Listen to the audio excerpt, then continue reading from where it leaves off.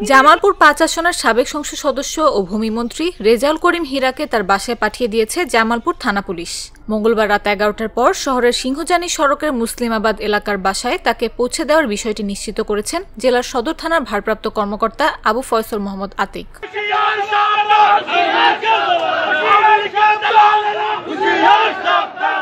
মঙ্গলবার বিকেলে শেরপুর সদর সাব রেজিস্ট্রার অফিসে জমি বিক্রি করতে গিয়ে রেজাউল করিম হীরা সস্ত্রীক বিএনপি নেতাকর্মীদের বিক্ষোভের মুখে পড়েন। পরে খবর পেয়ে শেরপুর সদর থানার পুলিশ তাকে উদ্ধার করে থানা হেফাজতে নিয়ে যায়। শেরপুর সদর থানার ভারপ্রাপ্ত কর্মকর্তা মোহাম্মদ জুবাইদুল আলম জানান, শেরপুরে কোনো মামলা না থাকায় সাবেক ভূমিমন্ত্রী রেজাউল করিম হীরা ও তার স্ত্রীকে জামালপুর পুলিশের কাছে হস্তান্তর করা হয়েছে।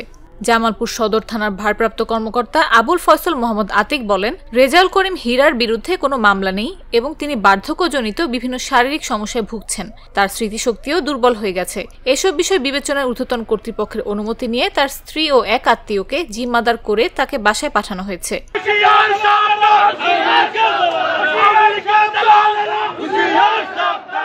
রেজাউল করিম হীরা বাংলাদেশ আওয়ামী লীগের একজন রাজনীতিবিদ ও সংসদ সদস্য ছিলেন। তিনি জামালপুর ৫ থেকে ১৯৯৬, ২০০১, ২০০৮ ও ২০১৪ সালে সংসদ সদস্য নির্বাচন হয়েছিলেন। তিনি ২০০৯ থেকে ২০১৪ মেয়াদে ভূমিমন্ত্রীর দায়িত্ব পালন করেন।